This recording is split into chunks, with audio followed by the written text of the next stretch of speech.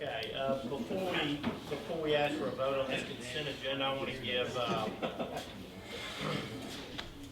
Mr. Prannell an opportunity to come ahead and discuss the Costa Rica trip.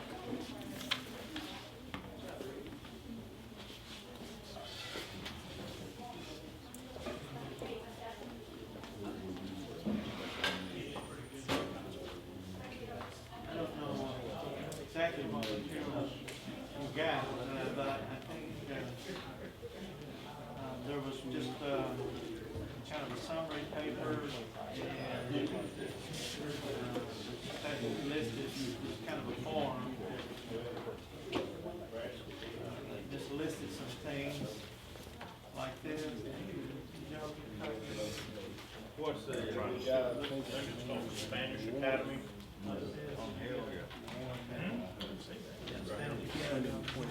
And then the other paper had a picture on it. Okay. We had planned to go a couple of years ago to Honduras with a group of students, and the political environment became unsettled down there, and so we scrapped that. And this year we checked around. In Costa Rica, I asked contacts there and talked to people who had gone there this past summer. Everyone assured me that it was safe, and we have wanted to have a study, Spanish, sort of a Spanish crash course or immersion program in somewhere in Latin America. And Costa Rica seems to be about the safest place. And also we have contacts there that we have a lot of confidence in. And Ms. Denny and I and Ms. Ratliff and even Mr. Verchek has expressed some interest. She's also fluent in Spanish. In taking some students there and let them experience the culture and let us get excited too to be in that culture and refresh our Spanish skills as well. When we thought about doing something here as a Spanish academy, we felt like it would be good to have a day or two here, but then take a trip into Costa Rica to do that this coming summer. And the dates that we have proposed are right after school is out, June 5th through the 14th. And this would be financed by the students and folks that go. The teachers would not be paid anything, but we would hope to get some of our expenses from a program fee that the students would pay to be in the Spanish classes. The idea is to go to Spanish classes in the morning and then experience the culture and be out with the people in the afternoon. It would be mostly in San Jose, the capital city of Costa Rica, with an excursion or two outside the capital, possibly one overnight stay outside the capital. So basically that's what we're looking at. There's a breakdown there on projected cost, which includes travel insurance that would cover accidents or eventualities like that.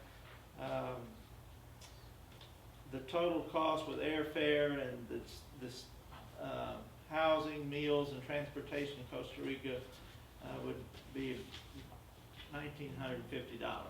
So we've looked at other tour groups, and most of the tour groups are bumping around between $1,300 to $1,500, and there's no academy. There's no, it's just a tourist visit.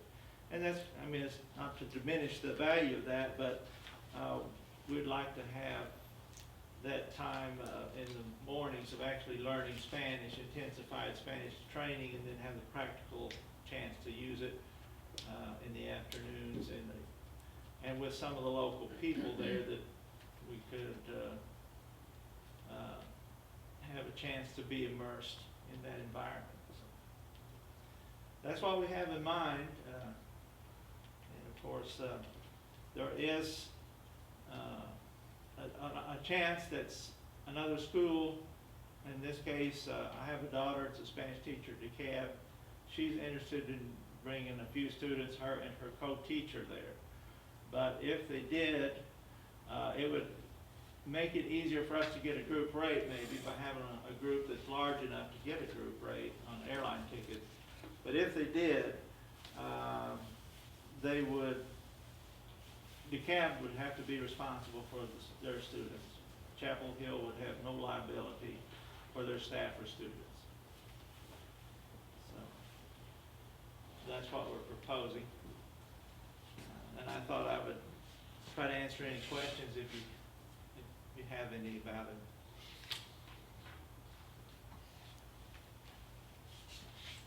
Will there be a Chapel Hill adult band at every one of these homes? I mean, That's our plan, Okay. to have an adult sponsor in each In other words, home. those kids won't be in there with the, Right, okay. right. And no mixed groups, you know, just all boys or all girls in each home.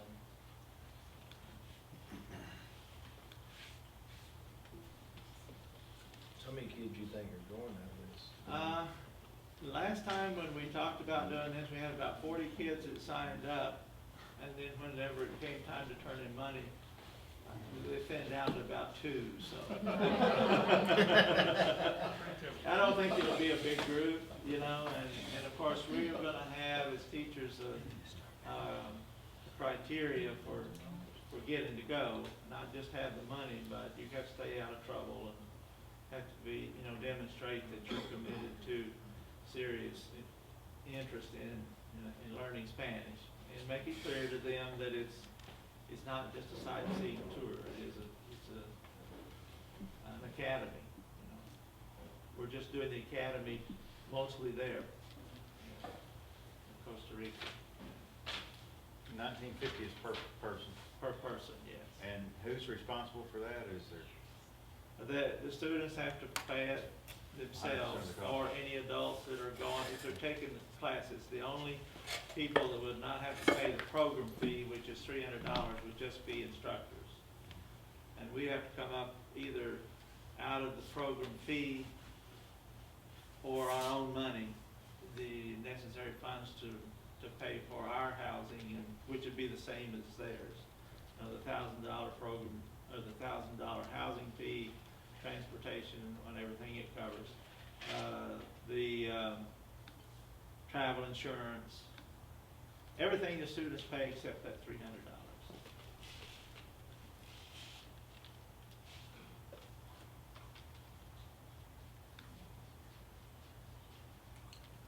Any questions, guys?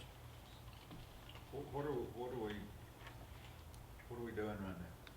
This is before us for approval at this point? For Or just consideration. consideration? Okay. So, is that what we're doing?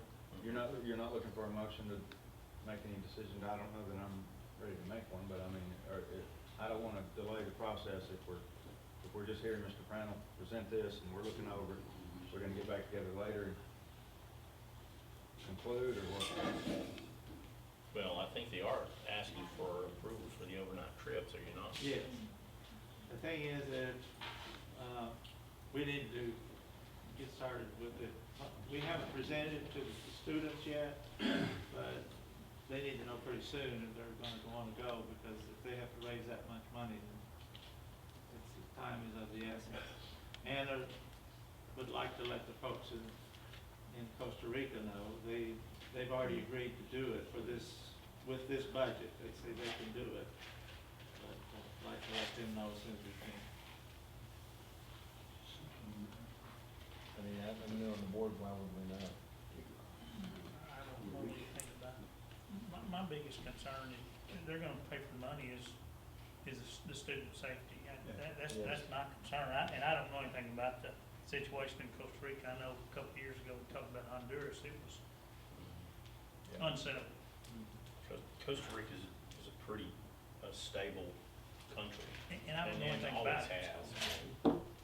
They've never had the type of political turmoil that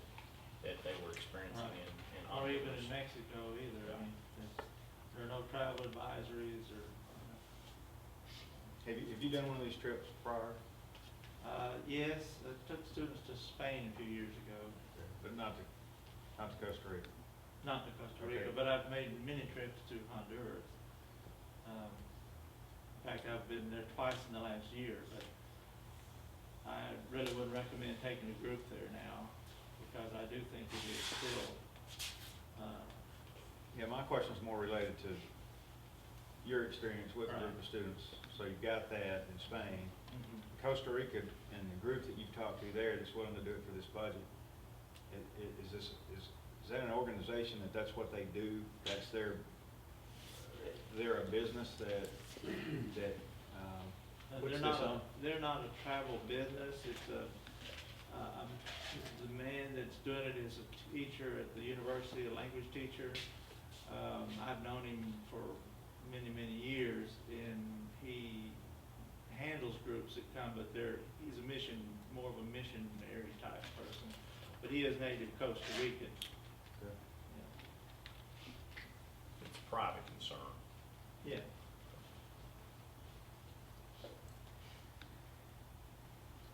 In other words, he's not doing it in association with the university. No, it's a private adventure.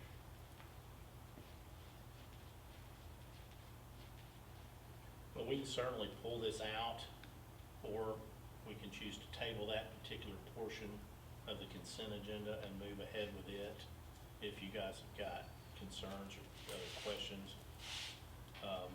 I'm assuming the reason why you're bringing this to us at this time is because you need the time to fundraise and, you know, get That's the what we ball would rolling. prefer, you know.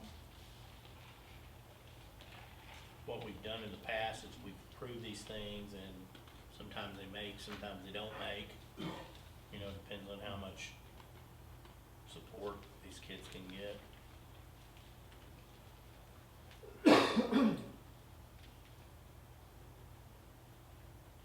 Well, as a parent of a sophomore, I would have to have some more information before I would approve his go. So I think I should act on behalf of my thinking here for the other students the same way. So I would just like to have some more time. If we want to pull this, approve the consent agenda, talk about it later on in the meeting or later, I don't want to necessarily delay their progress and cause them any, late start on fundraising and planning. But for me personally, I would just have to have more information, and I think that's where I have to be at this point, so. Is there specific information? I'd like to know more about, specifically who is with you and who knows the group there other than you. Is there other administration or staff here that is involved in your research to Costa Rica, the group there, who you've talked to, just a little bit more about that. Is Mr. Denard involved? Is Mr. Levesque involved? Do you have a team of people that have kind of looked into this? Do you all have a really strong feeling? Not that I don't trust your opinion only. I just like to know who's done the research. I like to call it due diligence. Where's the due diligence study come from? It's just a matter of being, I think that we want to be sure that when we're taking students away, that we're just positive of where they're going, who they're going to be with, and do we have good communication, and do we feel really good about the folks that are there when we get there? Yeah. And you have that personally, and that means a lot. I would like to know a little bit more about that and the setup. I don't even know how to word my questions exactly. I just know that's the general, that's the 40,000 foot level of some of my questions, and they would get more specific as we went further into it. I understand that, and I can appreciate that. Well, just say this, we have groups that go with EF tours. And I don't suppose we've had any reason to actually stop doing that. What is EF2? That's the tour group that is used for, Mr. Verchek takes groups to Europe. Okay. Right, I saw the other one, okay, so, Right. but EF Tours is a group that puts that together, Right. and they kind of see that, and they're kind of the liaison, or, okay. Right. Are they involved in this Costa Rica trip?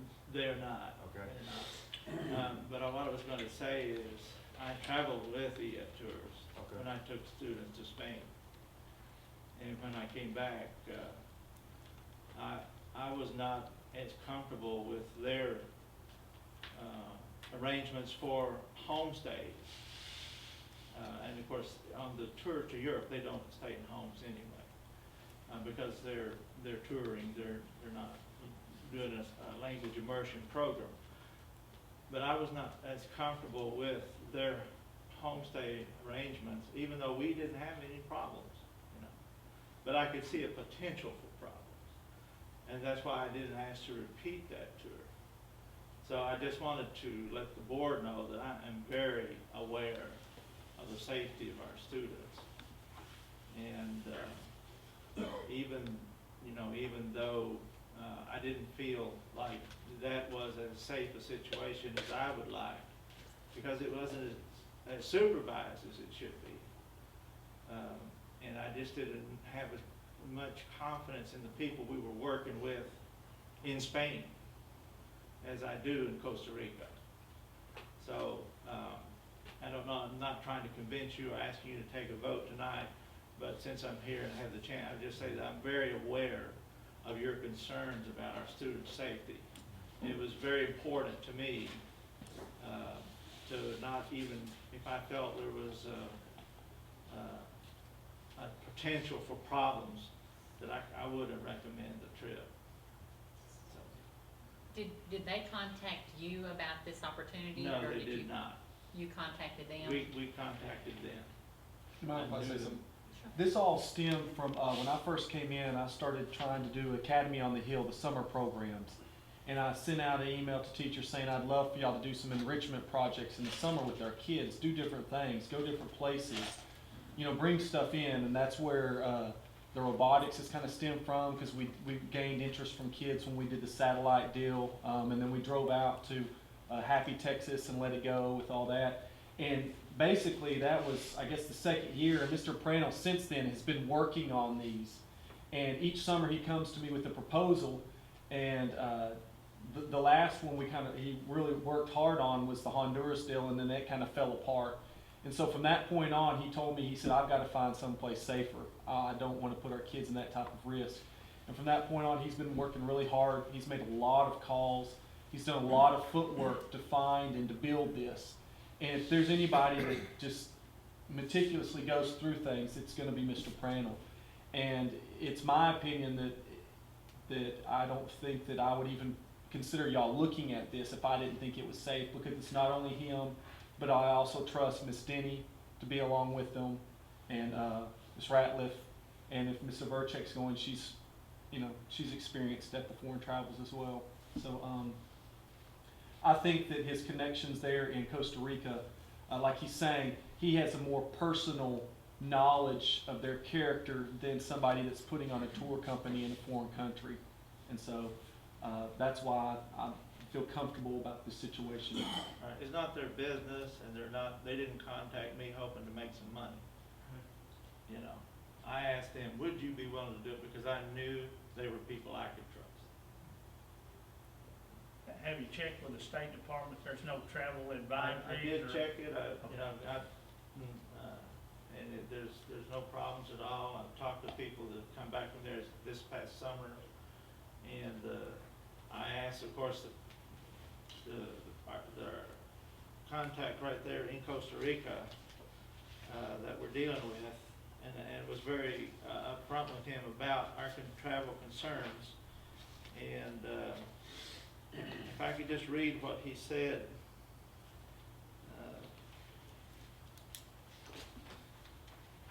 Because that was an immediate concern. Let me find it here.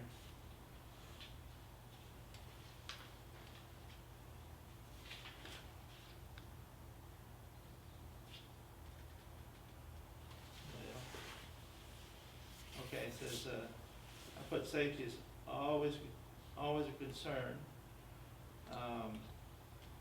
He says, however, the situation here is not like Honduras at all, as long as your people avoid walking alone at night, they'll be safe. Tourists don't get killed in Costa Rica. And, you know, I said, if you're in the wrong place at the wrong time, sure, you know, but, you can say that about Dallas, you know, so. That's, you know, I feel comfortable with it, and I just want the board to know I'm very aware of that. And thank you for listening. Okay, thank you. Is it the board's pleasure to pull this out of the consent agenda and give further consideration of it, or leave it in? Well, I'll defer to those concerned until he feels comfortable with it, because I know I was uncomfortable with the Honduras in previous times, so, I mean, I think until he's comfortable with it, I would defer. Okay. Well, why don't we go ahead and pull it out for now, and then we can give it some detailed consideration either later tonight or in the close future.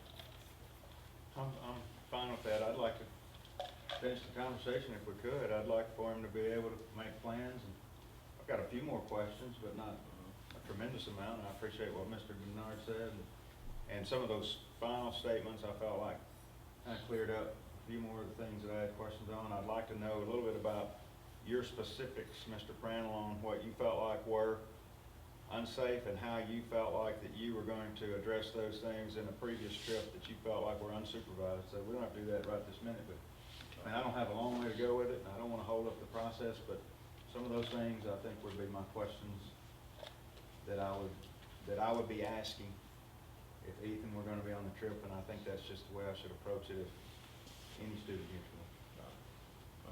Well, I think for to streamline our process here, let's go ahead and pull that out.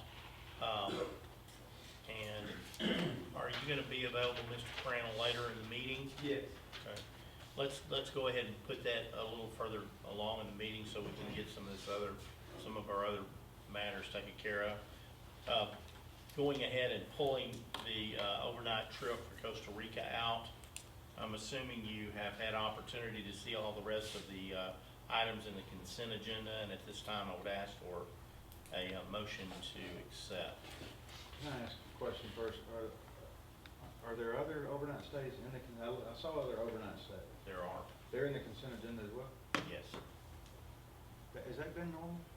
We've decided a couple of three. Board asked for that. Yeah, To be put in the consent agenda, and then a form that gave all the particulars so that you could go through that who, what, where, when, why.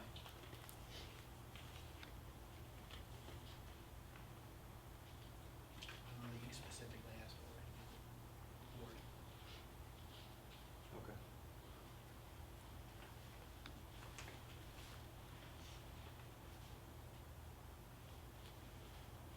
I've looked at those, I've looked at the entire consent agenda and looked at the whole thing, so I did not realize that being at the, I guess I kind of thought those were in the next section, and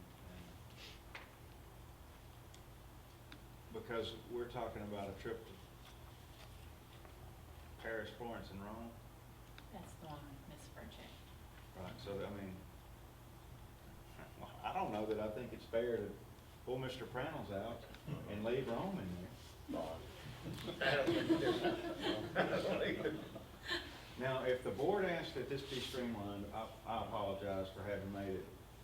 Well, I think these are a little different than an Well, overnight trip in state. Is they I going- agree with you, is they Bo. going to This is Houston an here? international trip, and I think those probably I do can't- a little more scrutiny. Well, I'll never be able just to read something posted here like this, and I did my homework on the consent agenda, but I can't look at something on here with respect to Mr. Crandall or anyone. It's not a matter of not respecting, but I can't look at it on this thing and say, they want to go to Rome, I guess I'm good with Rome. I'm not quite there. I Well, like, I and there's- think the intent when we decided to go with these approval of overnight trips were overnight trips regarding, you know, like if the FFA is going to Houston for a couple of days, not when these guys are going out of the country.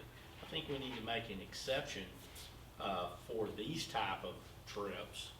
And they need to be pulled out and maybe perhaps given a little more scrutiny than a trip to the science fair or whatever. These, you know, little more weighted situation than, you know, the run-of-the-mill FFA trip, or, not to say that Since those it aren't might- important. my question is, I knew, but since the people are paying for it, why is the school attached? Well, because we have to approve it if our students go, regardless of who pays for it.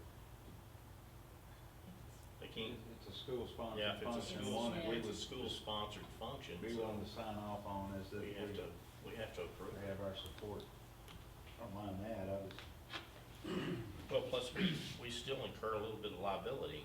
Would you rather? Mr. President, I move that we pull or table all of the overnight trips that involve international travel from the consent agenda, and we can approve the rest. There are a couple of trips in here to Houston that look to me like kind of the normal trips that I'm okay with those.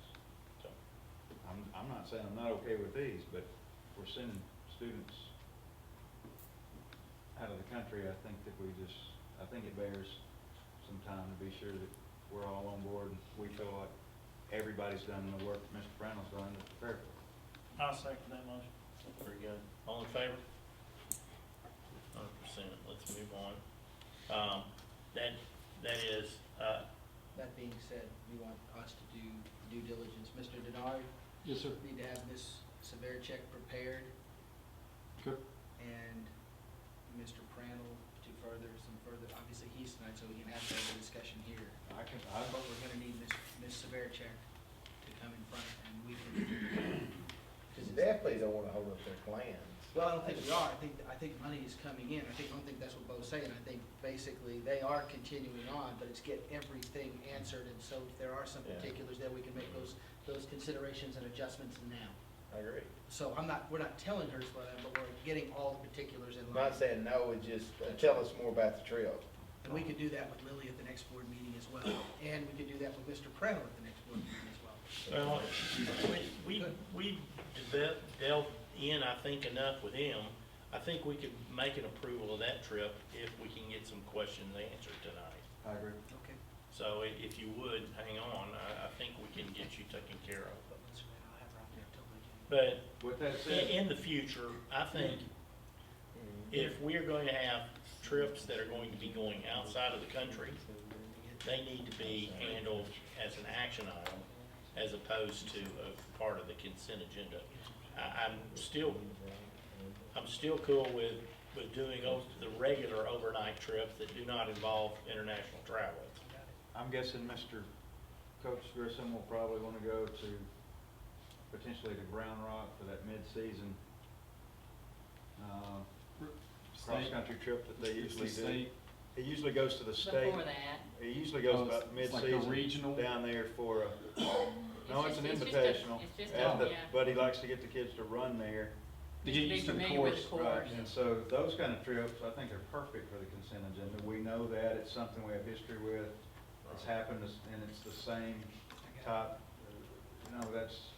we're familiar with that and comfortable with it. And for the streamlining of the process, I wouldn't have no problem with that being the consent agenda. Okay. Let's move on to adequate yearly progress, or AYP as we've come to know it. Let me ask you this question. Okay. I felt that my motion was to just pull those items out, and I don't know that we've approved the consent Well, I agenda. thought you said we could approve the consent If- agenda with those. I would have worded it, if it was worded that way, Okay, I misunderstood then. Then I will need a, Pam is shaking her head. His motion was to pull out all that involved international travel. Sorry. I think, and then what, approve the rest, or just pull that out? Just pull it? Just pull it Well, out. that's, just pull that out. that's Okay. what my intent was. Okay, And then and with we that out. voted on that, okay, then we need to go back and vote. I still need a motion to a motion approve. to approve the consent agenda with those items removed. As the consent agenda now stands, I move that we approve it. Yes, sir. Second, Second. all in favor?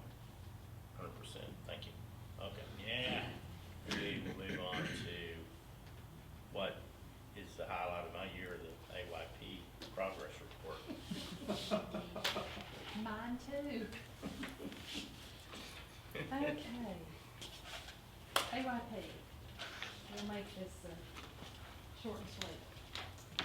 AYP stands for Adequate Yearly Progress, and this is part of No Child Left Behind, or what it's known as now as the Elementary and Secondary Education Act. And just to kind of refresh your memory, the AYP is, it's a lot like our state accountability reports, but it's much, much, much briefer. They measure us in ELAR, which means English, language arts, and writing. They measure us in math, and then at our graduation rate.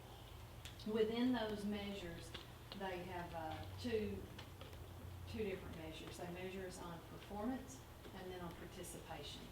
And just to give you an idea there, to meet AYP, your performance on the ELAR and the math has to be at least 80%, and then for math, for ELAR, it's 80%, and for math, it's 75%. Now, next year, that goes up, I put a little asterisk right under it, to 87% for ELAR and 83% for math passing. And you have to have 95% of your population participating in all of those. And then the graduation rate has several different, that's a very short explanation I put there, but they measure how many, at least 75% of your students have to graduate in 4 years and 80% in 5 years. So the student groups are also a little different with AYP. This is a federal accountability. They measure 7 groups. If you have 50 that tested within that group, and it is 10% of your total population, or if it's over 200, which that didn't apply to us, well, except in our all-student group. But they measure your African-American group, Hispanic, white, economically disadvantaged, special ed, and the limited English proficient group. So each of our campuses, we're happy to say, did meet AYP. That meant they were above all those standards that I just showed you there. However, as a district, we did miss AYP. In the region, Region 8, we have 47 districts, and out of those 47 districts, 21 of them also missed AYP. 35 campuses missed AYP, and I gave you the link there if you wanted to actually look at that closer. The reason that we as a district missed AYP has nothing to do with our performance. All of our performance measures were well above the cutoff. But they have a kind of a tricky little thing called the 1% and the 2% cap, and so I gave you a very brief explanation there of the 1% cap and the 2%. But what this means is the 1 and the 2, it says no more than 3% of our students can be counted as proficient on tax M, the tax modified, or the star, or the tax, it will be star, or the tax alternate. Those that exceed the cap are counted as artificial failures. So we had very good passing rates for our students that took those tests. Those are for our students that are identified with disabilities. But because we tested more than 3%, anybody over that counted as a failure, even though they passed. So I broke it down here for you. We had our 1% cap for the tax alternate test. 5 is what we could have tested in ELAR and math, and we tested 7 students on that test. So therefore, those 2, we already blew the 1% cap, and they counted as failures. All 7 of those also have to have a qualification of mental retardation, and all 7 of those students had that qualification. Yeah, this is, so I know, you may look at these numbers and say, well, why did you test them on that? Why didn't you test them on something else? But each of these students, remember, they are receiving services through our special education department. They have been identified with a learning disability or, as Ms. Bristow pointed out, an IQ below that of mental retardation. And all of these are met, our art committees convene, and this is the decision, we believe we do what's right for the child, and we put the child on the right assessment. And for us this year, we hit 50, we hit the magic number, and, some other districts did too. As a district, we hit that minimum size requirement. But this was the right assessment for each of our students. But it did cause us to miss that. And it's something that we'll be watching. We don't want to miss a mark, but more importantly, we want to do what's right for our kids. And that's what we did in this instance. And next year, as far as AYP, we don't even know what will happen because everything's changing to STAR. Texas has submitted their plan to the United States Department of Education, USDE. Who knows? I may not be given an AYP next year. I feel like we will in some way. The federal government is not going to let Texas off the hook. But questions on that? I know that was brief. I did not give you all the reports are multiple pages. I gave you the link that you could go and look at those, or we will be happy to print them off for you. I do have a copy in my hand. But it's again, it's the performance data you've already seen, you know, on the tax and, Because we Questions? had 50 students that were in special Yes, education, sir. Tested. and that put that, Yes. okay, and and this is only, in the formula, right, okay. and it's only grades 3 through 8 and 10. So the rest of high school, freshmen, 11, 12, do not factor into AYP. It's only the 10th grade. So we have more than 50 students in special ed, but we have 50 tests in these grade levels, 3 through 8 and 10. And we had not hit that number before. We anticipated we would this year.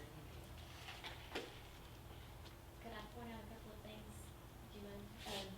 Well, first of all, a lot of districts don't need to have that 50, and so this special ed is one of the areas that hits districts for AYP across the state. But those that don't have 50, you know, they may make AYP because they don't, that's not counting against them. The other thing that some of my special ed director friends brought to my attention when I was saying, you know, how are you guys getting this? Because this is so difficult. They said, oh, well, we missed it last year, but we got required improvement. So they were far from meeting the standard, but because they met that required improvement, they were counted as AYP passers. So they're not meeting it either. They just, next year we could possibly meet it because we improved, even if we're not close to the standard. So I just wanted to, you know, bring that to your attention, that there are a lot of factors besides just those raw numbers as you see them. Thank you. That is, well, that's an item that we have to, Is it or is it not? I don't think it needs your approval. I just Does it have need to board present it and approval? make it Okay, public. it I mean, we just can- has to be said in public. Yeah, Okay, all right. that hurts, but I never mind. Key thing is, okay, good. Overview of campus district plans, principals, Missy, Mike, and Brandon.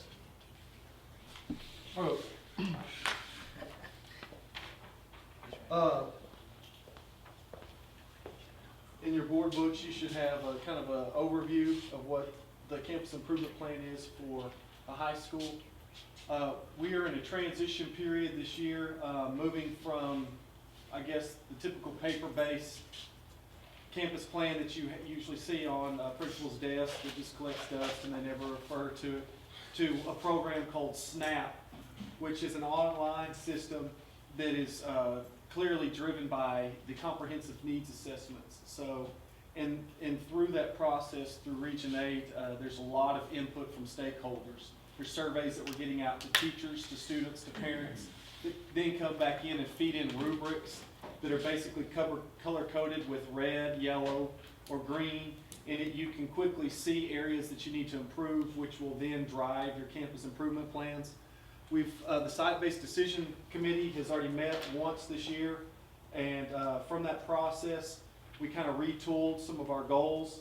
For example, if you look in the high school section, the very first goal, we had to put in there something a little generic, for the simple fact of is that the end of course, we don't really know what it is because they haven't given us any type of standard of what the passing rate is. They haven't given us any scale scores. So what we really wanted to say was the incoming ninth grade of 2011-2012 will meet the passing standard. We don't even know what that is, so that's kind of what we had to put on that part. But that we just stay focused on the math and science, Hispanic students, the economically disadvantaged, because those have been our traditionally areas that we've struggled in. And so those, we wanted to make sure that we stayed focused on those. And I'm not going to read all the other ones, you're intelligent people. But basically through this process, it's going to be a living, breathing document through the year that basically these goals by the end of the year could possibly change. We could find out from this feedback from stakeholders that, you know what, we really, when we talk about the parent and community involvement in the education of our students, to assure that maybe it needs to be a little more detailed, maybe it needs to be defined a little bit better. But we'll have, when you get into the campus improvement plan, you do have strategies, and so that's where you can get some more of that specificity. That's kind of our overview. You can see it. The reason I included the top three is because in that SNAP program, those are included in it because their philosophy is that if you're working toward a district goal, which is this systemic process, this SNAP is part of this systemic process that we're started they said that each campus should be working towards those top 3 district goals as well. It shouldn't be counteractive, so, and that's kind of what we're working towards. Questions? All right, thank you.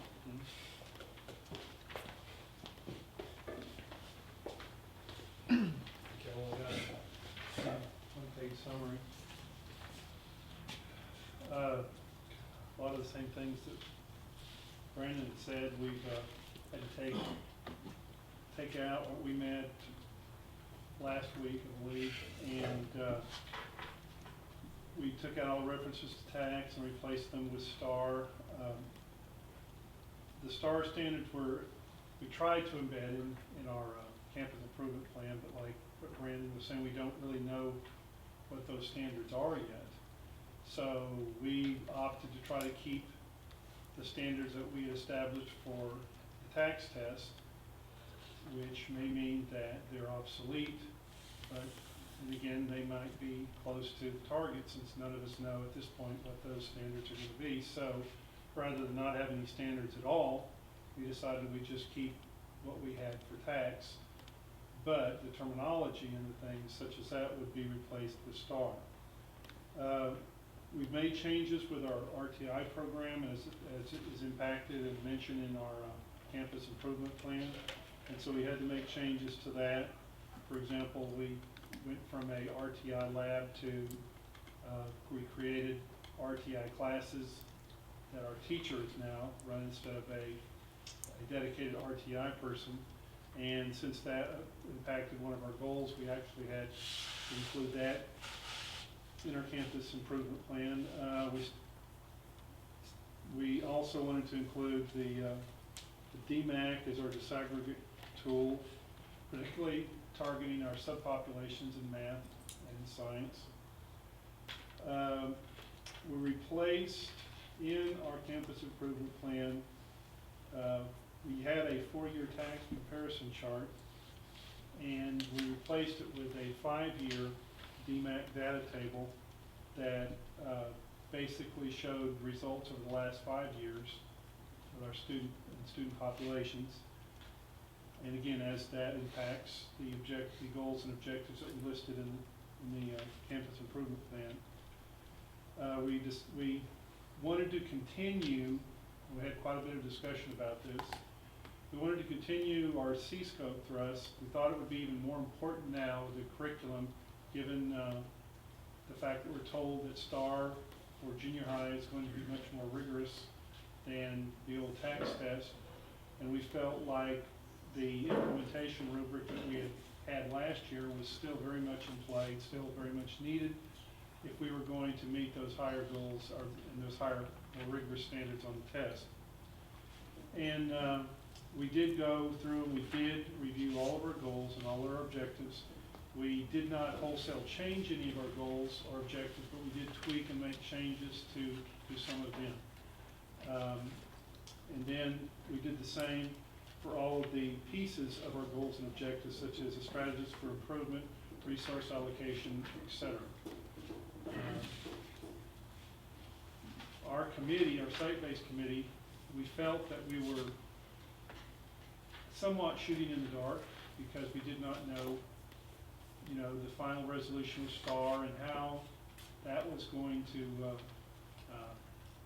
we know it's going to impact us, we just don't know the way. And the committee members were good with just taking care of the things that we knew that we could control. And if STAR comes along, we learn that there's things different and that we have to change it up, and we're prepared to do that. And so the campus improvement plan that we have now, we feel comfortable with what we know, is good for us at this point. 6 months from now, a year from now, we may have to change it all up completely because of the state standards and regulations as they come down, particularly in regards to the accountability.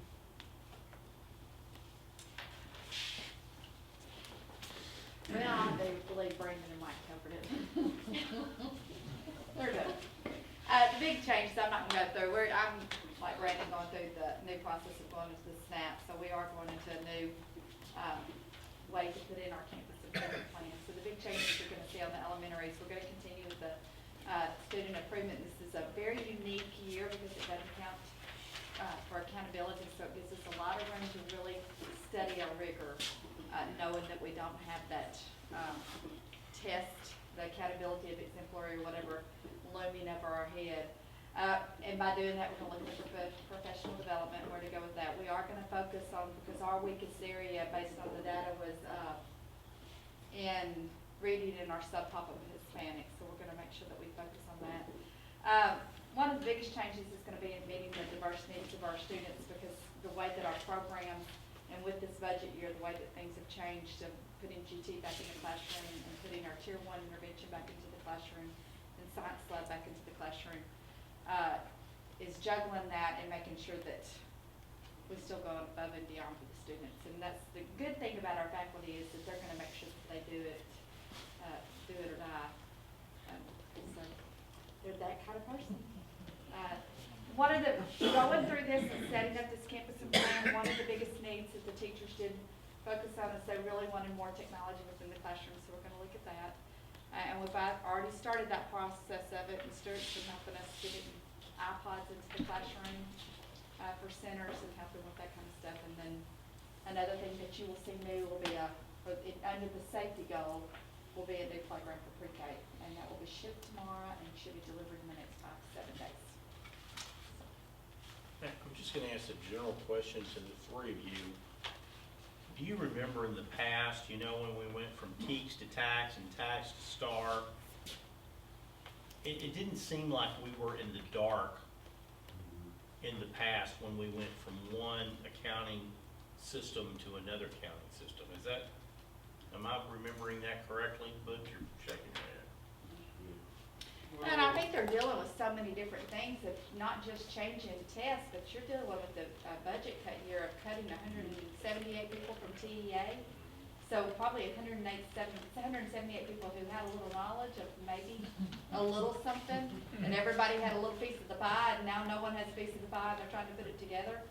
I don't think anybody knows what we're up against. One of the differences too is with START, that's coming into it, we know it's tied to grades and graduation. When TOS went away and TAX came in, it wasn't tied to graduation or promotion, so they're still working out a lot of the kinks. These are new standards with a new testing system.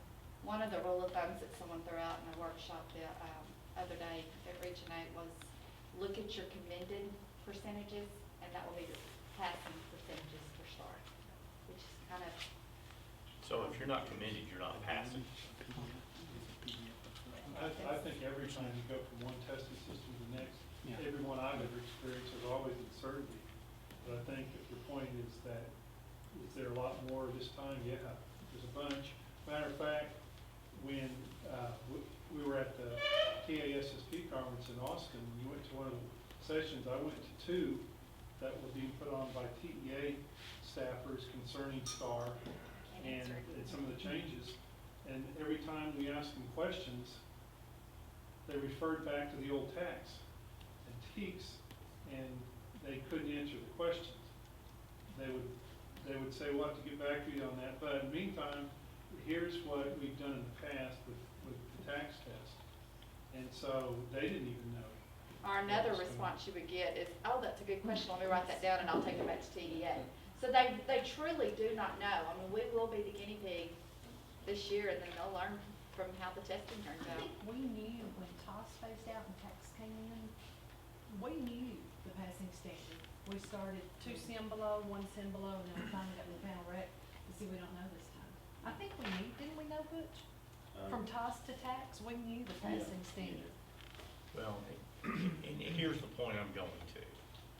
By the time the state figures out what to tell you, and you guys figure out what to tell the teachers, and the teachers figure out how to deal with the students, we're gonna have lost about 3 or 4 years of instruction. If we don't go back to what we were doing and stay the course that we know is progress, that will yield you progress. So whatever our ratings are gonna be in the future, I think we need to decide, what are we gonna do that's gonna get our students where they can move on through the system and learn as much as they possibly can? Well, one thing, and Missy made reference to it, that we're really focusing on is looking at the the standard, the objective. What is it that the student needs to know?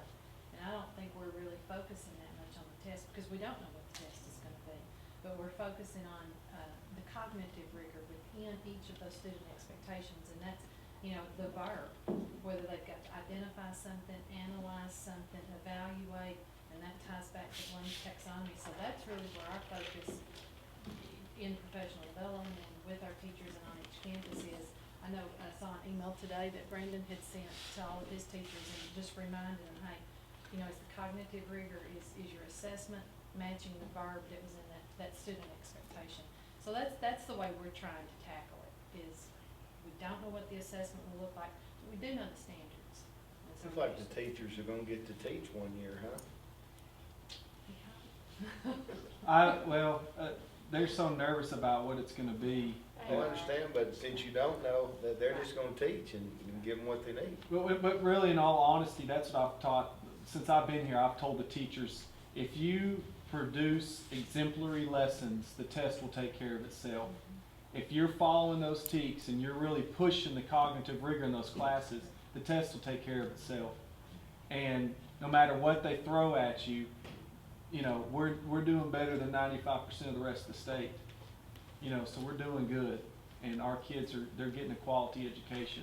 And that's the thing that I just keep reminding them to kind of soothe their nerves, because it's stressful for them, because you think, I'm nervous because I don't know what's on it, but heck, to put myself in the teacher's shoes where she's going in every day, not knowing what's going to be on this thing, and that's what they're talking down at the state level about, tying teacher pay to performance, and they get nervous, they get scared. So it's just kind of keeping them focused on what's important in the classroom.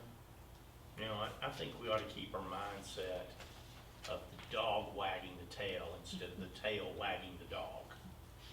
And that's what the state of Texas has done ever since I got in this business. When they ought to just leave it to the people that know what's going on and can get to a solution. They keep changing the rules, keep changing the expectation, and nobody learns anything. That's my target. All right, any other questions on these campus district plans? Thank you, good job, guys. Mr. Burke, school reach. Okay, so in the past couple of years, we've used a text message system to where we can quickly reach our parents in case of school closings, school emergencies, anything we wanted to contact them with. And with the caveat of telling the parents, we're not going to just overuse the system.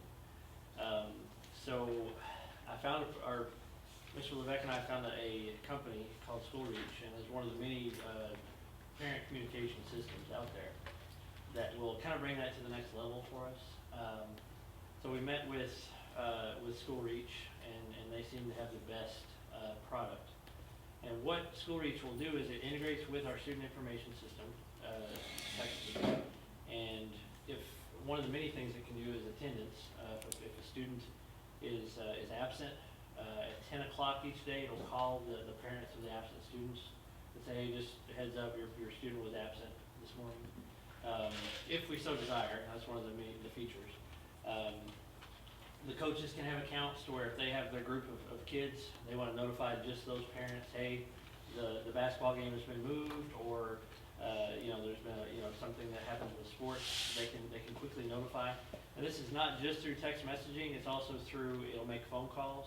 A lot of our parents don't have cell phones, or they don't use text messaging. That's becoming more and more, but this will actually make a phone call and you'll hear a recorded message. The company has said that they can do 3,000 calls in a couple of minutes. So we're hoping that this will allow us to do more parent contact, more parent involvement, not only notifying of school closings, but of other events that we need to get the word out to. Since it integrates with our student information system, we're trying to get the most accurate data in that, and there won't be any parent opt-in, it's just everybody's a part of that if we have good contact information. So we just pulled the trigger on that last week, so that's something we're gonna be getting ready to do. It says that will send out the student handbooks and the directories. I'm reading one of the examples on this. I mean, does it just send it as a document, or? Well, you can do mass email, through that as well, to where we can collect the email, and we put in there, hey, this is a PDF that we want to be sent, and they'll do all the mass email. We have the ability through Gmail as well, but, that's one of the features they really didn't ever sell that part to us. That's a cool feature. So what student information are these people gonna have access to about our kids? I They'll guess have- that's my concern. Well, they'll link into our system, and they pretty much get what we give them. So it's a one-way access, and when they link into our database, we have our local database. We set up pretty much, we want them to have just the phone numbers.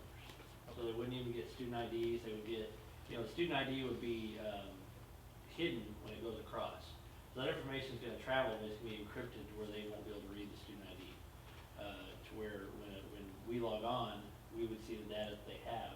Pretty much it'll be the parent email, if that's in the system, and the parent phone numbers. So that's the only system. Okay, so they won't have access to all of our kids' personal No. information? No. Because when we tie it to our database, we give them control of what we want them to have. So, and we'll pretty much only give them the stuff they need, which would be the telephone and the email. How do you clean it out? How do you make sure you don't have bad numbers?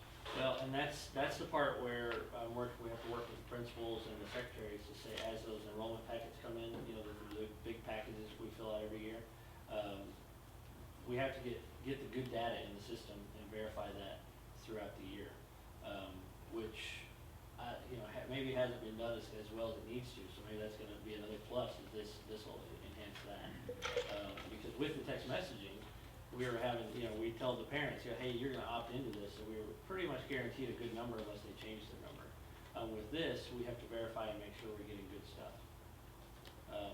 If a coach knows, and they wanna build a list for their students, and they wanna notify just their students, they can put information in, but it won't go back to our student information system. That right only goes one way.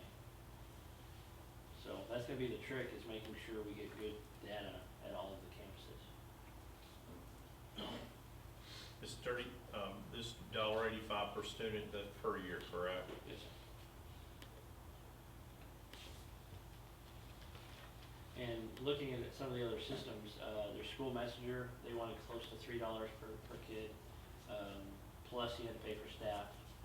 There was one that was a little bit cheaper, but it wasn't made specifically for schools. It was made just for mass communication. We chose School Reach because they were kind of in the middle. They had the best feature set, and they were kind of tailor-made for school districts. What are we using right now? We're using, just for our text messaging, it's called School Tools, which is something that Region 8 provides us. Do they charge for that? We pay a fee as included with our tech ticket system, so it's close to $800 or $900 a year. We're probably gonna drop that this year. You drop it if you do the rate system? Well, we're gonna change our ticket system at the end of the year, and that's one, so we don't have to pay that fee. So, yeah, we're not gonna do the text messaging after we go to the School Reach. Because School Reach will do all of that part for us, so we really don't need that part of the School Tools that Region 8 provides.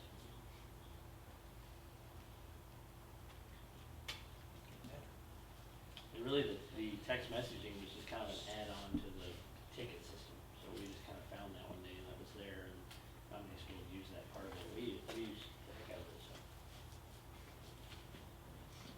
What's the net effect? The net effect's up $200? No, it was 1,700 for School Messenger, and it's about 900 for the School Tools, so $800. School Messenger is, Oh, we're not using that. no, That was- the School Reach, sorry. Right. we're going to School Reach, we're at School Tools now, and we'll drop that at the end of the year. And the net effect should be Yeah, about $200. about $700. Saving? 700 we'll spend extra for, Yeah, okay. for parent Fine, teachers. okay. But in my mind, I think this is definitely a plus, because we can set up all sorts of communications, not just text, but stuff that we need to get out there. You know, right now, we're just using the text messaging for, you know, emergency school closing type stuff, but we can do more communication, not just emergency.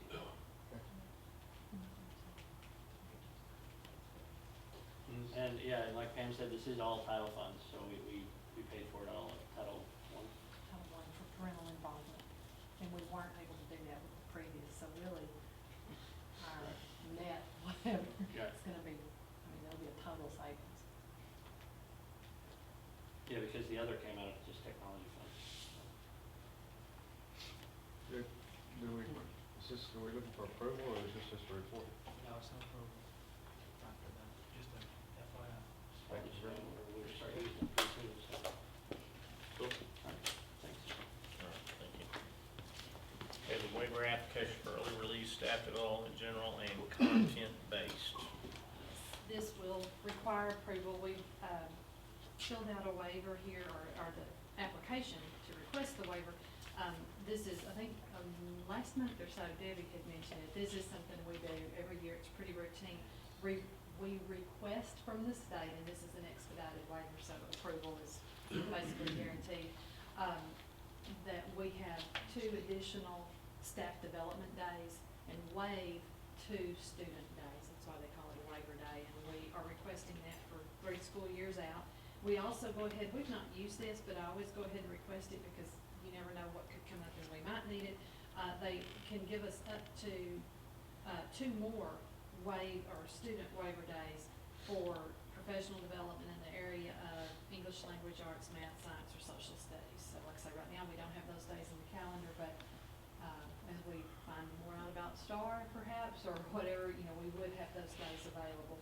And then the early release waiver, we have to request those up to 6 a year. We use those on semester exams, usually around Christmas, and then this year we'll probably use one for our UIL meet when we host elementary. But pretty standard, like I say, it is an expedited waiver. It does require a comment from our site-based decision-making committee, and we've had that signed by Susan Sisman, and the comment says, approval of this waiver will assist us as we work to align our curriculum and instruction vertically and horizontally by allowing time to provide necessary training and professional development.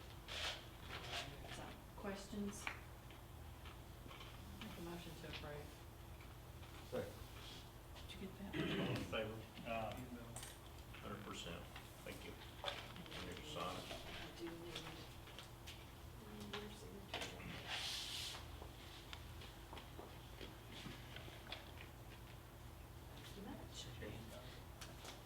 All right.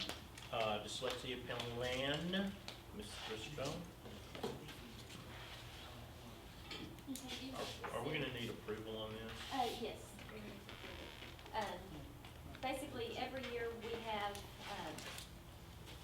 to have our dyslexia plan approved by the board. And it just, what we do is we take the dyslexia guidelines, and basically the region handed me this document, and I just modified it, changed it to Chapel Hill, changed it to basically a little bit of tweaking for what we actually do here in our district. So not much different than what the other school districts do.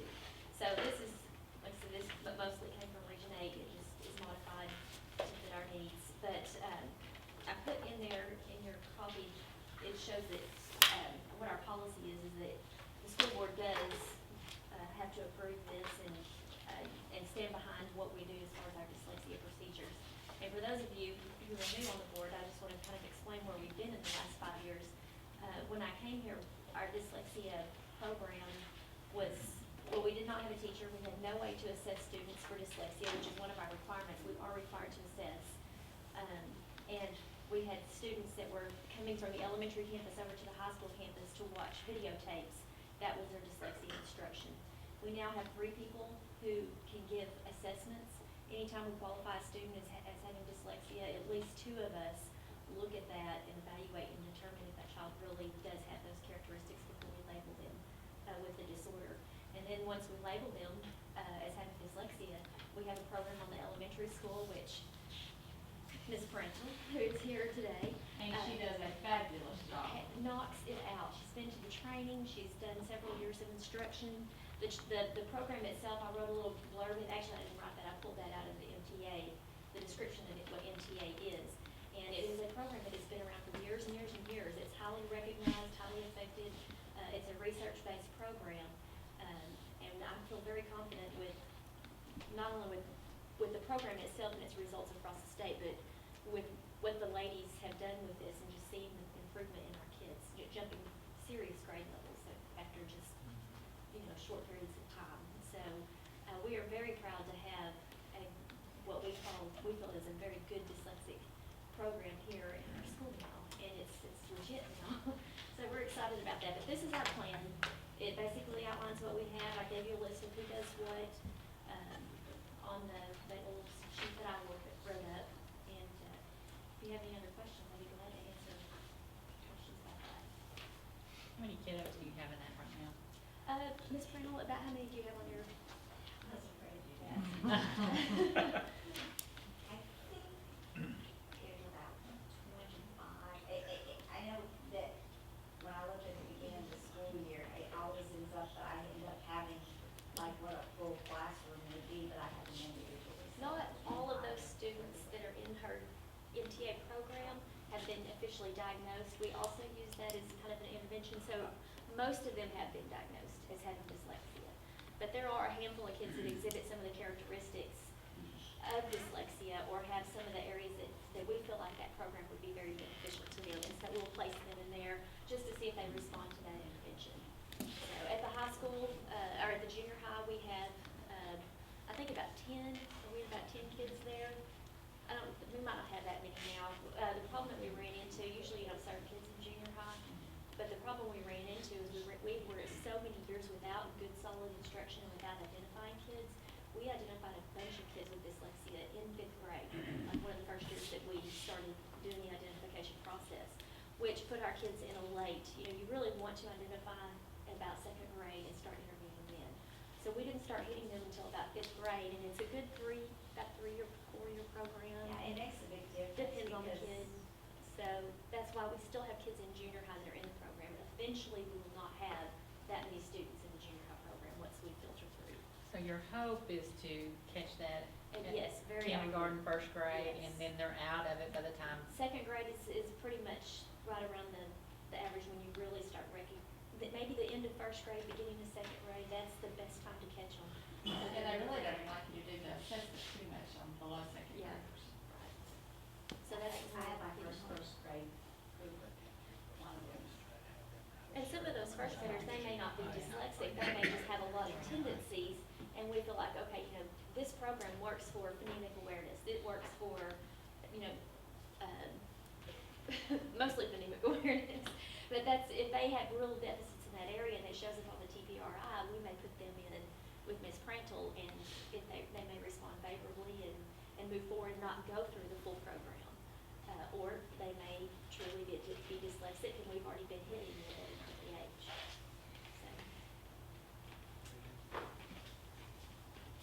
So I just need your approval of I'm sorry. I was just gonna ask them if they had any other questions. Okay, so we'll need a motion to approve this dyslexia plan. So moved. Second. All in favor?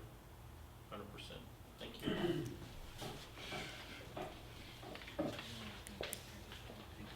Policy issues, Mr. Denar? I guess about 2 months ago, we came to you, talking to you about STAR EOC and the policy adopting, basically stripping out all the teeth because TEA was given local control over how much it counted, if it counted towards for class credit and all that kind of stuff. And, I talked to Judd over Mount Pleasant to kind of see what they were doing, talked to Pittsburgh, talked to a couple other school districts, and we presented to you that until we knew what the tests looked like, until we knew the validity and the reliability of the test, we wanted to basically pull all the teeth out of it, as just to kind of protect our kids. Well, y'all approved it, we moved forward.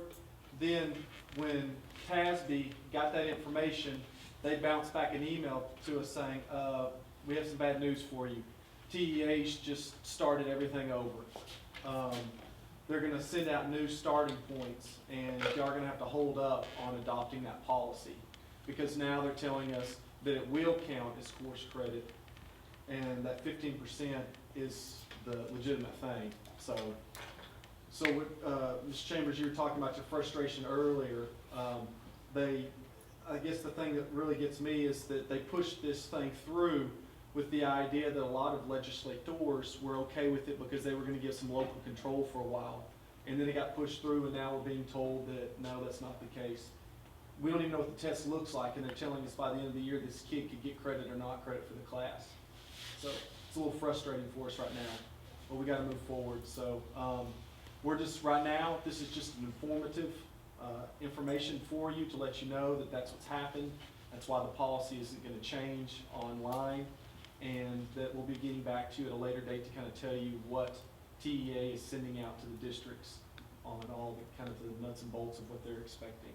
So. Okay, that sounds kind of like we need to rescind our policy change then, correct? I don't know, because they're not accepting what we're in, so we don't have, I mean, it's not. Yeah, TASB didn't put anything up. So what we have is. Okay, so they effectively did not change our They- policy. As soon as they got our policy fed to them, they bounced back an email saying that we've gotten different word from TEA, you're gonna have to start over. And so we kept waiting and waiting, and we're finally like, well, what is it? They said, well, TEA haven't even released it to us yet. So, we're Well, just, I guess, twiddling our thumbs. My question is, why are we even here if we're not gonna be able to make any policies? Why don't you just tell us what you're gonna do and just eliminate all this trouble? I agree, but that's kind of where we are right now with that, so. Where's the paper when you need them? But on a good note. On a good note. Okay. Second issue, which will need some action items, is that, like the young lady Bree said earlier, we're very excited about Tracy Dickens. She does have a master's, and we're gonna be able to provide some embedded dual credit instruction at Chapel Hill for ag. And the two classes that we're needing to be approved are the Advanced Animal Science for this year and Advanced Plant and Soil Science. And you aren't improving that it's a dual credit class, but that we count it as an advanced class. Because students that don't pay for it to get dual credit, we still want to give them advanced credit here at the high school. So, and that's another thing that I wanted y'all to understand is I've created an account, it's the Student Services account, where kids, if they're wanting to take college classes and can't afford them, from the money we raise from the Harvest Festival and from the Chef organization, I'm putting that in there. And we've been paying for kids to be able to take dual credit classes, caps and gowns, announcements, things like that that kids can't normally, or have struggle affording. So, but y'all will need to accept Advanced Animal Science and Advanced Plant and Soil Science as basically a weighted GPA, an honors class. How many hours is a plant and soil class? I think it's the same. I think you get that 4, because it counts with the lab as well. We would add this to our course guide. Yes, and once y'all approve it, we'll put it on the course guide in the advanced section.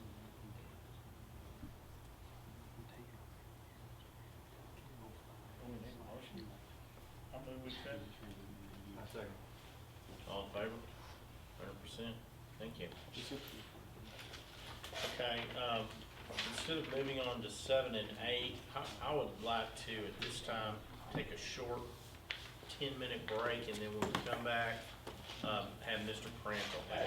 Okay, we're back, Mr. Prantle. Okay, guys, let's try to resolve this if possible. Bo, why don't you start, since you're the one that had the reservations in the first place, and, I mean, everybody did, but let's get some They pointed you consensus out, on yeah, this.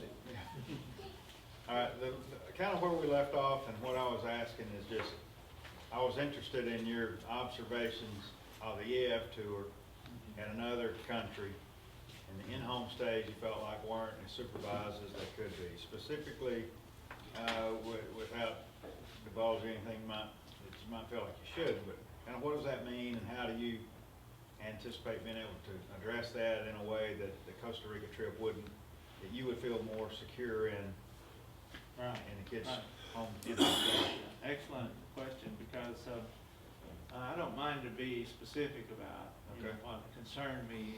There were a couple things. One was when you go with EF tours, if your group is small, and we only had 5 students, they combine you with other groups.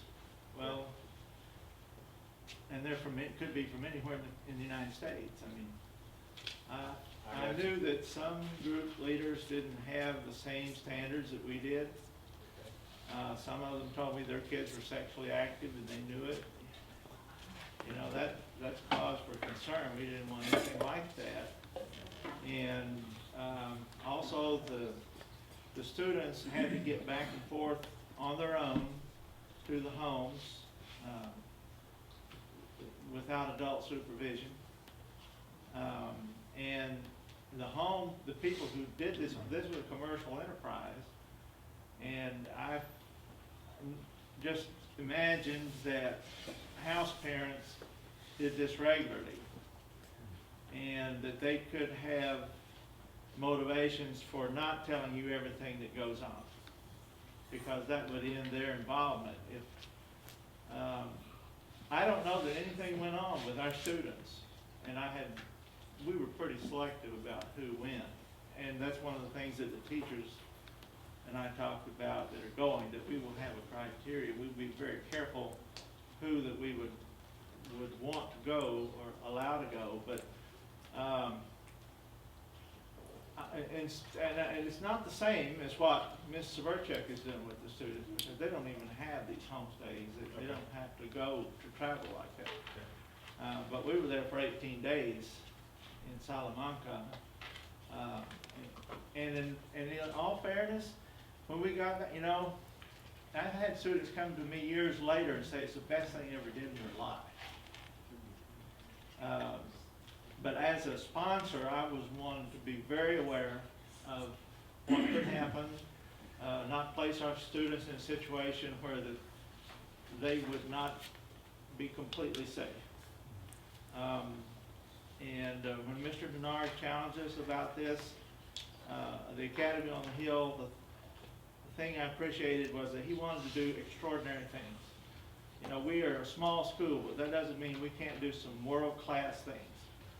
And I felt like that international travel, when you're in language study, is really a great thing to do, and especially if it can be combined with actual instruction while you're there, and be more than just a tour. And the tour itself is wonderful, you know, but I'd like to even take it beyond that. So when he said, let's do some Academy on the Hill, I thought of this, and I thought that it might be a wonderful program for teachers and students, you know, that would really keep us fired up about what we're doing every day, and give the students something exciting to hear about. And for those that do get to go, they're experiencing another culture that they only learn about in the classroom. So that's kind of what I thought about. Okay, and then, so one thing that's specifically addressed that is we don't have other groups that our students will be staying with. Right, Correct? it'll be our It'll group, just be us. and we will decide the policies for our group, and that they don't stay with just families. We have a responsible adult in the home there with these students. Okay, that's. And they go back that's and another forth question. to and from classes with an adult, you know, a Chapel Hill adult, so So if the home has room for 4, 3 of those are students and one's an adult? that's what we've asked for, yeah. And I'm just thinking back to what I saw on here.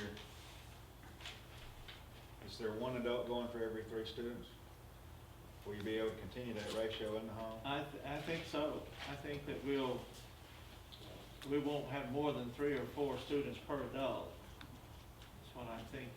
But do you anticipate that in every home there's an adult? Yes, Okay. that's, in fact, we've written to request that, Okay. and, I'm sure An we'll. adult from here, not, Right, an adult from here, not, so they won't just be in a home with strangers.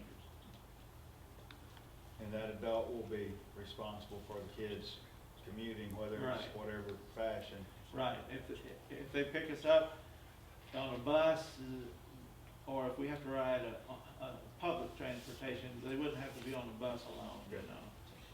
Does that put your program at 12 kids or 16 kids?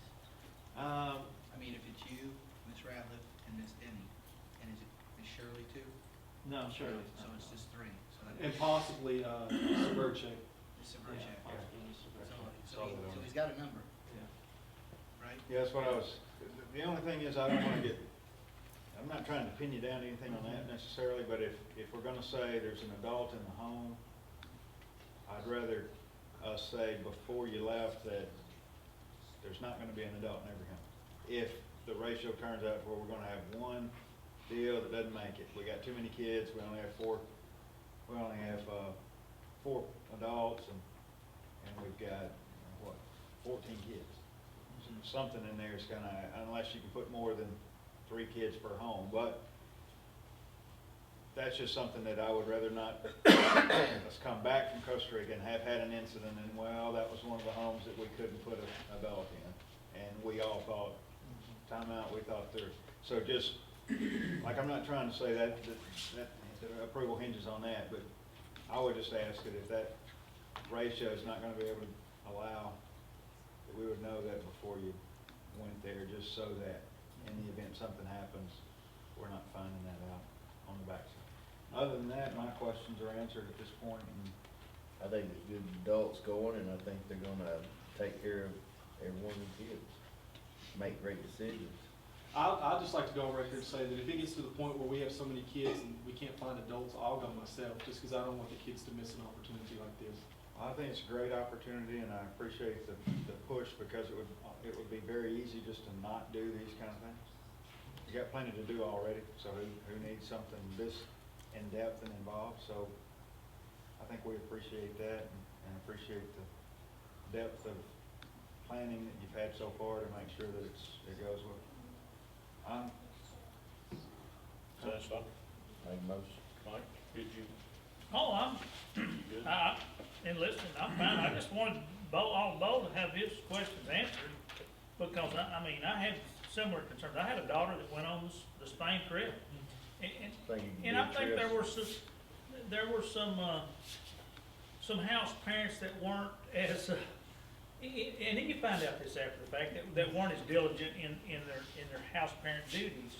You know, and they weren't a Chapel Hill parent, they were hosts. And so, I think it's good to have one of our people in-house. I think it's a good idea. Okay. Let's have a motion then to, I'll make a motion. Mark made it, second. Bo second, all in favor? 100%. Let us know how it goes. All right, Thank you. All right. Appreciate your time, thanks for hanging All around. right, welcome. Okay, Jeff and Bo, discussion on refunding the 2002 bond, refund.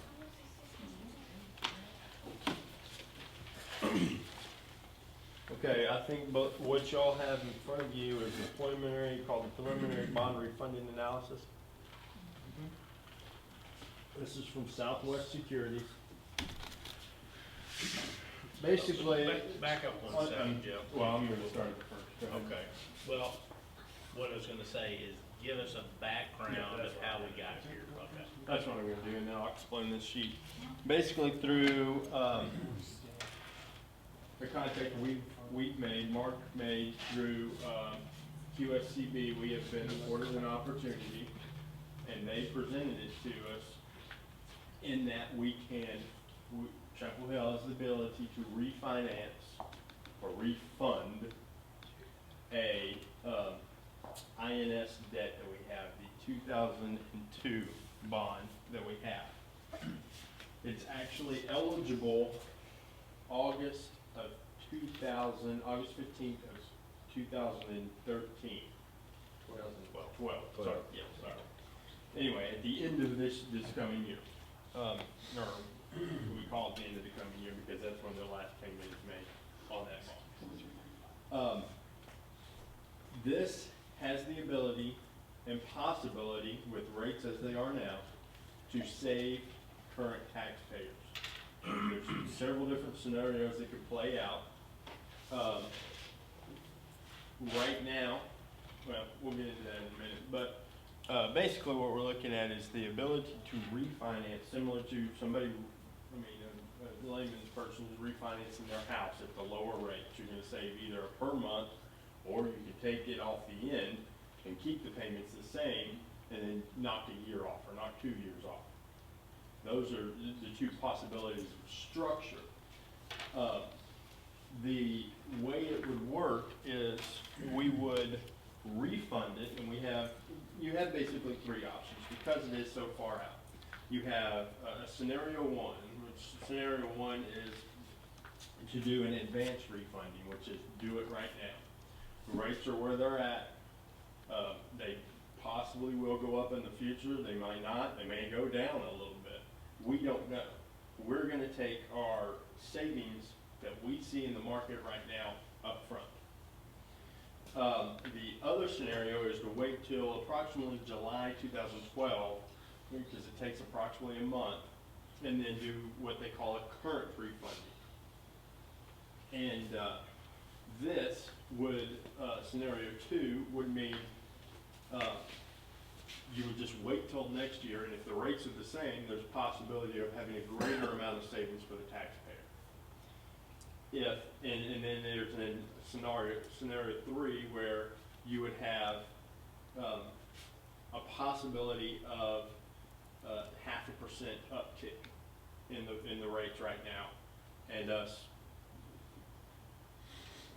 theoretically losing no actual money, but the possibility of those savings throughout. That's a little bit difficult to explain, so let me just kind of show you scenario one. Scenario one is us doing it right now. Now, basically in this, you refund this starting next year. So they go out and find buyers for these bonds, and these bonds we won't start paying on those till next year. But we will have the cash. So we're allowed to reinvest that money. But unfortunately, rates for investments are not in such a way that we can take advantage of that. So that money right now is worth less money to us next year. Although it is still enough to take over the payment, the actual savings is not there. It's what it's called negative arbitration. It's a layman's arbitrage. And negative arbitrage is basically what it's saying. Meaning that if you get the money today, you can't invest it at a rate good enough to give you any savings in the future. So during that, from now until August of next year, that negative arbitrage goes away systematically, because you don't have the length of amount of savings coming into it, and the amount of total savings comes back in if rates stay the same. Does that make sense? Any questions on that? I'll try to. Maybe you can better explain it if there is, but. I'm Okay. lost, but go ahead. You want to? Go ahead. Let's slow back up, because it makes sense in my head, but I don't know. So why that would you do that if it goes away? All right, good question, but let me see The if I can. possibility of rates going. You mind if I? Go ahead. Here's the scenario, and when you hear the word refund, that's a refinance. So the bond's a debt instrument, we have essentially borrowed money.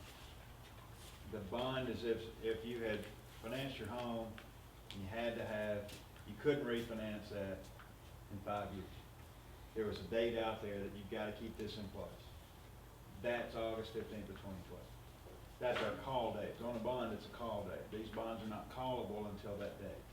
So those bond buyers have those bonds. We can't do anything until then. So what the negative arbitrage is, we're going to pay the interest on the bonds until August the 15th.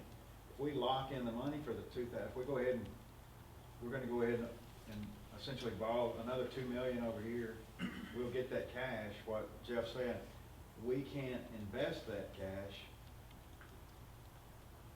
equal to what we're paying, so that we draw interest that offsets the interest that we're paying on the bond while we wait on these to get to the call date in August.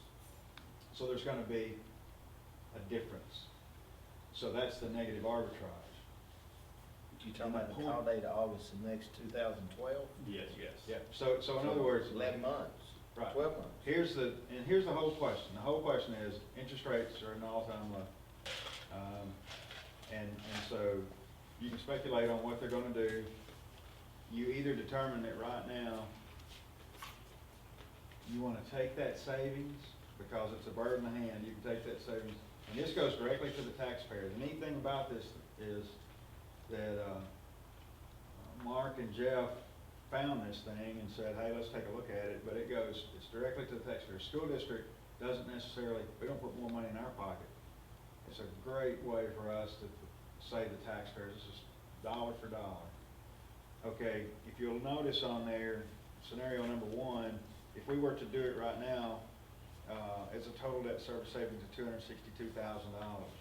Scenario number 2 just means we don't do anything now and we wait until the call date. We would save $353 if rates haven't moved. So the risk is, if rates go up between now and then, you're losing opportunity. You're losing actual dollars. And so the third scenario is, if rates go up a half a point and we waited, it would be essentially the same as if we had done it today. So the bet is, what do you bet interest rates are gonna do, and do you even want to risk that? Would you rather say, let's lock in the 262 now, give that back to our taxpayers, or do we wait because we think rates are not gonna move and get the bigger savings? Now, Or do we wait and think that rates won't move any higher than 0.5% and get the same savings that we get today? And who's to say that next year it's not better than 4%, that you, to 5% you can get it? that's what we're refunding. It's gonna be better than that now. That's the old rate for the 4 to 5. 4 to 5, Right. what we're refunding. But what I was saying on that last one, basically was scenario 3. If we wait, that's the last thing, and we're thinking, rates might go up, but we don't think they're gonna go up more than 0.5%, and we waited, Then you get the same we scenario. get the same scenario as doing it right now. Right. But you're not taking any risk of that negative arbitrage. No, I understand. I'm just saying, we can wait and they go up 0.5%, it's the same as doing it right now. If we wait and they don't go up at all, we come out way ahead. Yeah. If we wait and they go up a full percent, that scenario is not on there, but that'd be scenario 4, We wouldn't would've- get as And much. does this savings actually have to go, say, back to the taxpayer? Can it go to relieving the taxpayer's debt quicker? That's what we're doing. That's exactly what it's doing. Here are the two scenarios in the question you just asked. We can keep the last payment date or the term of the bonds still in 2029. And that will lower everybody's tax bill in Chapel Hill a small amount for the next 16 years. Yeah. All right? Or we can keep it the exact same, the debt service the exact same, not necessarily the tax rate, because that's a Yeah, different that's function. in the debt service. But the debt service exactly the same each year, and the last year or 2 years, 2 years from the end, we just pay it off a little bit quicker. Now, the theory is, and both theories are fine, the theory is to do it, lower it every year, is that you're saving current taxpayers and 10-year taxpayers that are here 10 years from now. Cutting it off short would only save taxpayers 15 years from now. I agree with that. Another thing is, a little deal we run into last where we had to raise it up just a tick, because of the house lowering. I think that we need to give the taxpayer, in my opinion, give them everything they can have every year they can have it, what it is. Because next year that might go down a little bit, but this deal here could average to where they didn't hear there was an increase that kind of stayed equal. We discussed this with two separate companies. This company that you have in front of you offered a lower estimated cost of issuance and underwriter's discount.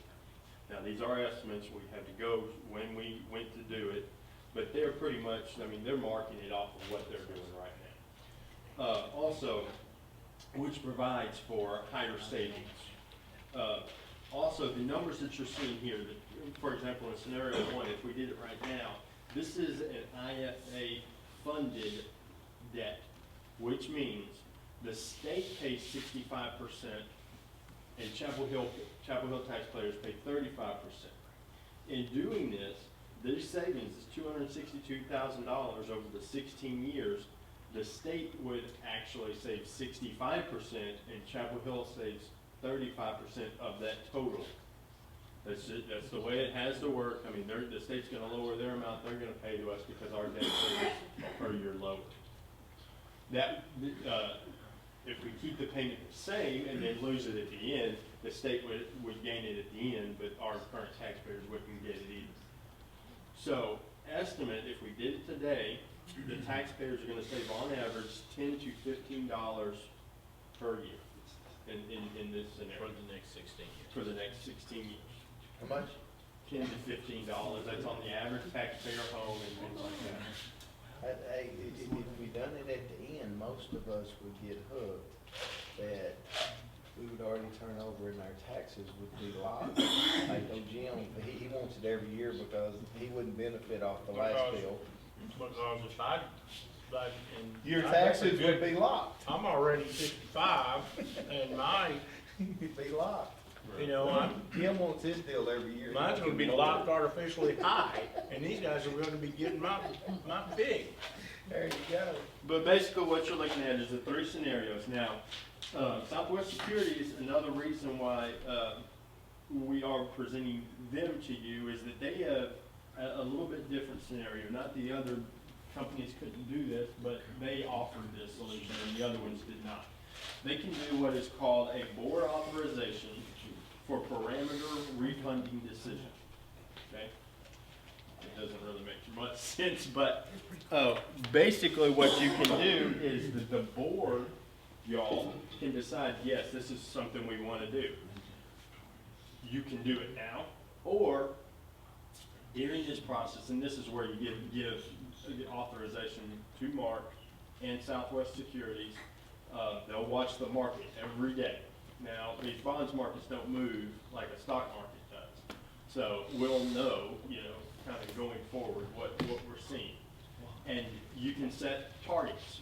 Let's say we do this board resolution, and within 6 months, we want to definitely do it if the savings and the interest and the negative arbitration all fall into place where we get to $300,000 worth of savings. We can do that at that point and that'll trigger it, and then y'all have already given authorization to do it. And then at that point, Southwest Securities say, hey, we're at the point. Here we go. That's what we're going to do. I agree. You took the words out of my mouth on what you were saying, because I was sitting there thinking, might be something we look at the first year that's 4 months behind us, what's gonna change by the first of the year, and at least you get 4 that months out of that 8 to move you to that higher number. Well, and systematically, if the rates stay fairly level, then the negative arbitrage goes away every month, like you're saying. So we'll have a little bit of gain in savings every month. And if before December it looks like these rates are going to go through the roof, Southwest Securities can say, hey guys, we're watching this, let's go do it now, because I don't know that I doubt that it's going to go through the roof. I'm just How I'm much just saying, fluctuation has it had? None. I've had a lot lately, it's been pretty flat. And it appears to be And the banks are not expecting, the banks are not expecting nothing on rate increase, because I done some CDs the other day and it's horrible. That Well- GovCap did send us something that said it might have increased slightly. Did you see rates that? increased on average But you're right, they have. 2,000ths of a basis point. Yeah, I mean- the Fed's even meeting again. 2,000ths of a basis point. off the 10-year bond? They're moving right Hey, but when they, That's the what we said Fed's the even mortgage meeting is on. again to raise rates. I'm not. they just met, didn't they? Well, they rated Well, off they meet of, every month, they'll do that every Well, month. He'll- They're meeting every month, but Well, 2 they- months ago, they had announced a that they weren't gonna raise municipal- rates for 2 years. Yeah. That's what what I'm I'm saying. saying. That's kind of what With they're that based on, story, because these That's are what I'm saying. municipal Here's where, securities. here's where to me the You thing, watch a 10-year bond. there's a safety spot in it. Southwest Securities is offering what Jeff's talking about. That's, we don't need to do it, in my opinion, we don't need to do it right away. I don't think rates are gonna change, we can save more money the further we go. Yeah, $89,000 if you make it a year. But if you said, well, this is taxpayer money, and if it does go up, we could miss the whole thing. This, Southwest Securities are gonna put they've got the ability to just, we can get everything in place, and if they were to start moving, and moves, and his word was parameter, you put a high and low on it, and if it starts moving in there, then it could be that, okay, it triggered, we need to do it. And then if it doesn't, then we just ride it out to the call date, refund them in and save all the money. It's just that there's a safety feature in place, a mechanism that's got the parameters on it that would allow it to trigger if the rates move.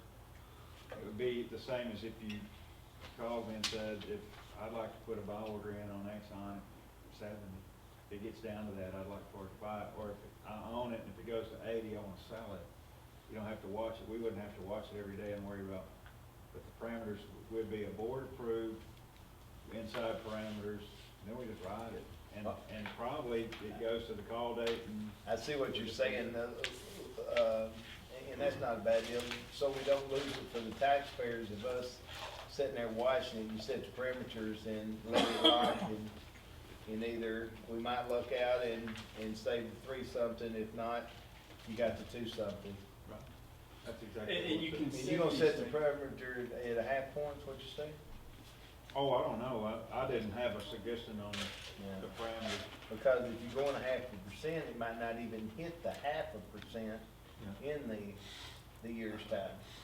And the good thing about this, and I talked to Tim again today and verified this, that the school district will not have any cost if within the board approval of the parameters that we all set, they don't get triggered. So let's say we do a 6-month resolution for that. And let's say we set it at 325, if it hits 325, we definitely want to take that. If it drops below 250, then we definitely want to go ahead and act on it, because we don't want to lose any more than that, or we don't want to not save any more than that. But let's just say it hangs out at 275 the entire time, 6 months is up, and nothing triggered it. Well, at that point, the school district doesn't owe Southwest Security any money. We Yeah, they can, at don't. that point, reevaluate it, Yeah. and then do another 6 months, or a 5-month, Or decide just to ride the whole thing out. And you very well could. Historically, those bonds don't move during the summer Yeah, but months if you make anyway. it 6 months, you're still gonna get half of that 89,000 if it does hit, you know? very possible. So, I mean, so there's no vote tonight, that's not, but we were just wanted to tell you what we're looking at. We will have this guy, if y'all would like it to, we will have Doug Witt from Southwest Securities come out next week, and we'll set the parameters, he'll talk to you about the specifics of the resolution and things like that, and then, y'all will have the chance to act on it at that point. And then we'll set all that up. Are there other schools that are doing this? Yes, several other schools are acting on it now. Now, everybody has different days and different callable dates. Mount Pleasant's working with Southwest Securities Monday night, this coming Monday night. And they are going, I don't know if they're gonna decide to do his parameter, or if they're just gonna decide to do it, but that's what's on the table for them. So he's coming out to do that with them. It's gotta be, He has, gotta be they have, IFA there. Southwest Securities has over 100 school districts in Well, Texas, so they do this a whole lot, but, I mean, just specifically, he's working with Mount Pleasant, so. Very, yes, one of the big, the other institution that was, that brought us to it has done some work with, just, That's the same one they so did. both of the people that we did, have done. Well, Southwest Securities is a broker dealer firm that I'm familiar with, I mean, they're big, they do. Well, they've done both our bonds too. The thing is, I think, I would like to have Jim here next month and make a recommendation before we set the parameters, because I wouldn't know, Yeah. honestly, I don't know where to set the Then, parameters. yeah, and they can talk that through with everybody and say, hey, you know what, we think it can get here, if y'all are good with that savings, because he did say. Is he gonna bring the us some three- historical data of what these things have moved over the last He 5 can- years? He can do that. He I can think- he can give you all that information. I mean, I asked him a simple I mean, not what I think is a simple question, but he just simply gives me the answer. He's very good at relating it and showing when and what's the best time to do these things. Him and his team of 5 watch these things all the time. Are their fees a part of the refinancing? Is They're that all- where they get paid from this? Yes, and it's estimated in this refunding that $45,000 worth of cost issuance, which means bond cancel and all their fee, bond cancel, and that's $45,000. And then an underwriter's discount for underwriting the securities of $17,000. These 2 fees are lower than, and are worked into the debt service. Yeah. Savings are net fees. Okay, on And the all- average annual savings, let's say if the top one says 14,909, is that our savings or is that our savings minus the 65% that the state will be Minus the getting? 65%. So basically, we'd be looking about $5,000 savings, Yes, and then that divides out to the taxpayer, yes. $10. And that's just based on roughly, I mean, this is based on roughly where this thing goes. But $14,000 on an average taxpayer's home, which some have higher, some have lower, it's gonna be about $10 to $15. Yes, but I thought you said it'd be 5,000, because the state gets 65% of that. Yes, but I'm saying to each taxpayer, it's gonna be worth roughly $10 to $15 per year, per taxpayer, on an average. Yeah, but we went up Oh, I know. $50 something this year with the decision. I just don't see it moving in the next one. I really don't. No, I don't either. I think we'll get the whole amount. I really do. And that would be great. And he did say that whole amount is a perfect storm. Rates move all the time, but. I don't believe it's gonna go up a half a point a year. But at least with this resolution, we'll have security, a security net underneath us to act on. Okay. All right. Any other questions? Thank you. Okay, last thing here, discussion and consideration of forming an efficiency team. I've got Mark and Mike Thompson. Mike, if I could, I just wanted to do that. That's a great idea. Well, I want That's to say, nice, but well, no, it's not. save money. Okay, well, Mike and I had visited a little bit last month, but in addition to that, we'd also attended some sessions. Yeah.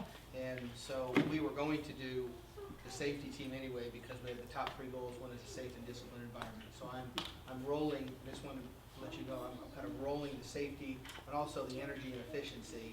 But more than that, I wanted to just let you know at this point, the committee that's gonna meet monthly and probably will give a report to you in maybe a couple months, maybe December or January. But so far, serving on this team is gonna be Ms. Norwood, Mr. Skelton, Mr. Chambers, Jimmy Parker, Mike and Mike Edwards. Mike's agreed to serve on this committee, which I thought from our community. So, and again, looking to maybe give a report on some of those things. You know, there were a couple things that we saw that TASB offered, but one thing that did interest me was this fixed rate transportation fuel program and looking at some of those things and just a lot of the things that we're doing. So, I just wanted to put that on paper and again, just let you know that's gonna be another team, but we will be reporting. And that doesn't mean that last line on there, I still think we need to, and Jeff and I, we sat down yesterday, and again, knowing that our template and knowing what the state is doing with our dollars, we're going to be back in front of you again and maybe picking it up again and visiting with John and Debbie certainly in November, or, you know, before Christmas, and saying, okay, here's what we're looking at already right now that we've got in place for next year. Kind of like where, you know, how we started that in January, February with everything, so we're gonna pick it back up again, okay? That's it. All right. You ready? Well, just 1 second here. On this fixed rate transportation thing, I've seen something in the news last week about Staples, the company Staples, those guys. They have started a program with their delivery trucks. They have all electric delivery trucks in the state of California. these things, they plug them in every day. They can't go more than 50 miles an hour. But they started using them because their round trips for their trucks are not more than 200 miles a day. Well, they can do that circuit on one charge. And those things can carry up to 16,000 pounds of product. I'm just wondering if they don't have school buses. Hey, we're looking at going out, Jim, we can't go that direction. they're bro. doing Electricity. Anyway, I Bring it in just there, thought I'd Jim, put that bug in there. Maybe last time stop. Okay. I need a motion I move. to Adjourn. adjourn. Second, all in favor, please stand and leave.